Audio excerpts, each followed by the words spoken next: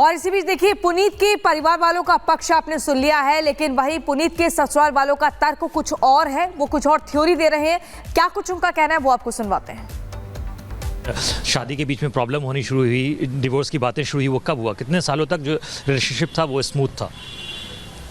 कुछ मंथ्स ही स्मूथ चला था, उसके बाद से थोड़ी बहुत कॉन्फ्लिक्ट्स, थोड़ा बहुत लड़ाई झगड़ा।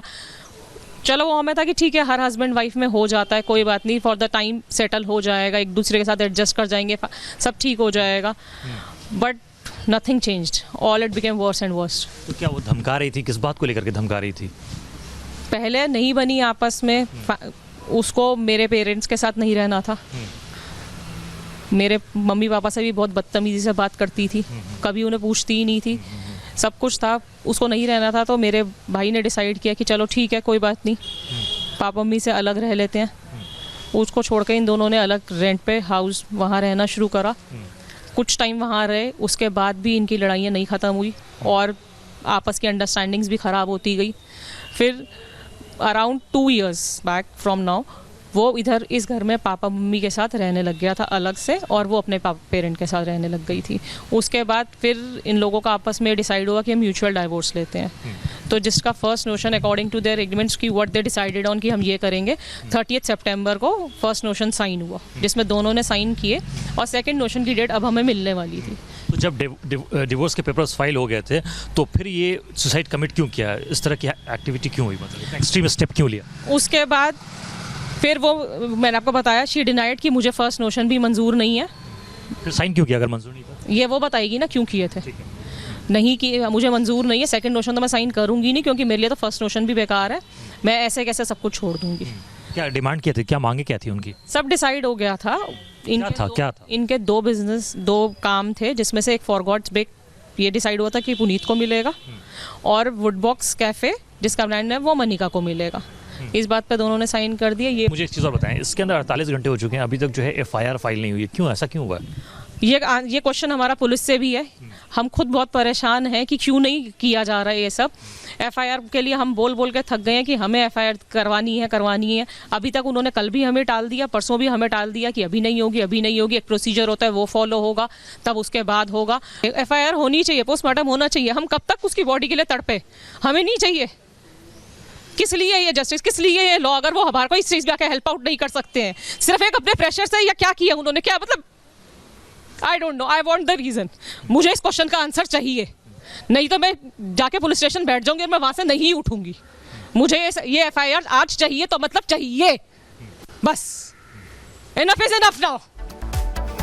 और चलिए बढ़ते आगे, बात करते हैं उस घुसपैठियों की जो दिल्ली में आकर बसे हैं, लेकिन किस तरह से उन पर एक्शन लिया जा रहा है ये आपको बताने जा रहे हैं। बांग्लादेशी घुसपैठ पर दिल्ली पुलिस की कार्रवाई सामने आई है। घुसपैठ का मास्टरमाइंड अनीश शेख गिरफ्तार कर लिया गया है। दिल्ली पुलिस ने बांग्लादेश से घुसपैठ के एक बड़े नेक्सस का पर्दाफाश किया है।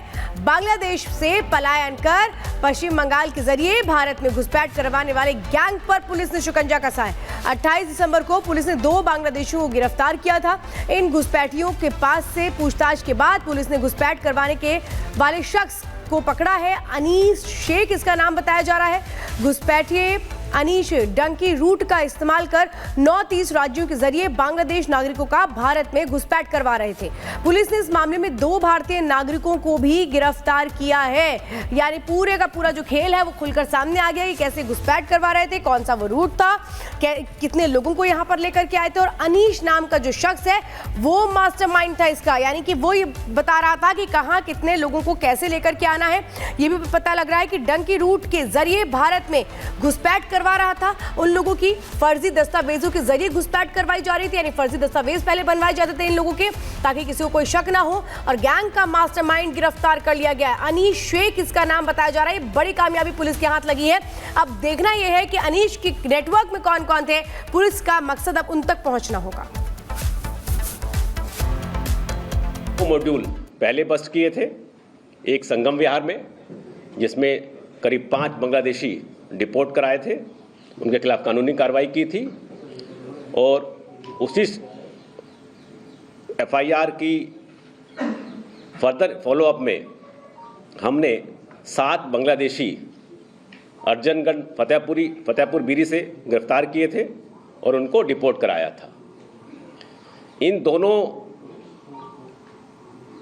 केसेस में जब फर्दर तफ्तीश की गई, टेक्निकल सर्विलेंस और एनालिसिस किया गया, उसी फॉलोअप एक्शन के तहत हमें एक और रैकेट मिला जो बांग्लादेशी इलीगल इमिग्रेंट भारत लाता था और वो यहाँ सेटल कराता था। इस बाबत 568 558 FIR नंबर फतेहपुर बीरी पुलिस स्टेशन में दर्ज किया गया और 28 दिसंबर को हमने 2 बांग्लादेशी गिरफ्तार किए और उनसे जो पूछताछ हुई, उनसे ये पूरे रैकेट का पर्दाफाश हुआ कि किस तरह से ये रैकेट चल रहा था, कैसे वो बांग्लादेश से थ्रू नॉर्थ ईस्टर्न बॉर्डर से पहले मेघालय और उसके बाद दिल्ली लोग लेके आते थे और यहाँ पर उनको फेक और फोर्ज आइडेंटिटी कार्ड बनवाते थे। तो राजधानी दिल्ली में एलजी के आदेश के बाद लगातार दिल्ली पुलिस जो है अवैध रोहिंग्याओं यानी कि बांग्लादेशियों की खोजबीन कर रही है और अब तक 20 का आंकड़ा आ चुका है जिनको डिपोर्ट किया जा चुका है। इन लोगों को चिन्हित किया जा रहा है, इनकी कागजी कार्रवाई की जा रही है और लगातार ये मुहिम जो है न सिर्फ दिल्ली तक बल्कि और भी राज्यों में फैलती जा रही है। लेकिन राजधानी दिल्ली में क्या कुछ कदम उठाए जा रहे हैं, कैसे डिपोर्ट किया गया, हमारे सहयोगी की रिपोर्ट दिखाते हैं आपको। दिल्ली पुलिस ने एक ऐसे रैकेट का पर्दाफाश किया जो बांग्लादेश से लोग भारत आते थे, उनके नकली पहचान पत्र बनाना, यहां तक कि उनको जॉब देने का काम भी वो रैकेट किया करता था।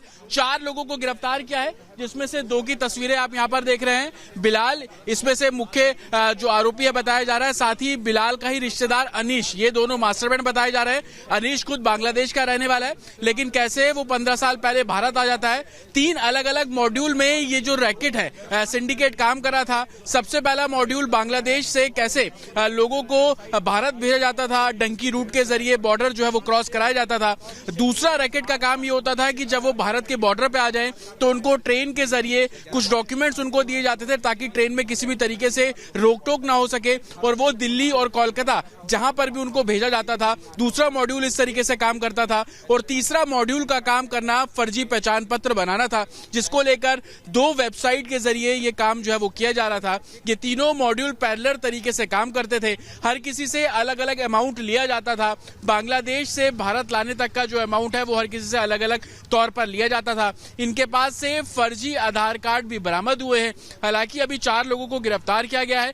दिल्ली पुलिस का कहना है कि इस गैंग से जुड़े कुछ और लोग हैं, उनकी भी जांच इस पूरे मामले में की जा रही है। लेकिन कैसे एक प्लान तरीके से बांग्लादेश से भारत लाना, बॉर्डर क्रॉस कराना डंकी रूट से, उसके बाद एक अलग मॉड्यूल उनको ट्रेनों के जरिए दिल्ली और महानगरों जैसे जगहों पर भेजना और तीसरे मॉड्यूल का काम कि कैसे उनके फर्जी डॉक्यूमेंट्स को क्रिएट करना और उनका पहचान पत्र बना देना। ये 3 ऐसे मॉड्यूल थे जिसके चलते ये काम पूरा सिंडिकेट, पूरा रैकेट कर रहा था। हालांकि इस रैकेट के भंडाफोड़ से अभी तक आपको बता दें कि 33 लोगों को डिपोर्ट किया जा चुका है और आने वाले दिनों में इसी तरीके से दिल्ली पुलिस अवैध रूप से बांग्लादेश से आए लोग जो भारत में आके बस गए हैं उन पर धरपकड़ करती नजर आएगी। लेकिन एक बड़े रैकेट के तौर पर यह काम किया जा रहा था, इससे जुड़े जो दूसरे लोग हैं उनकी भी धरपकड़ करने का काम अब पुलिस करती नजर आ रही है।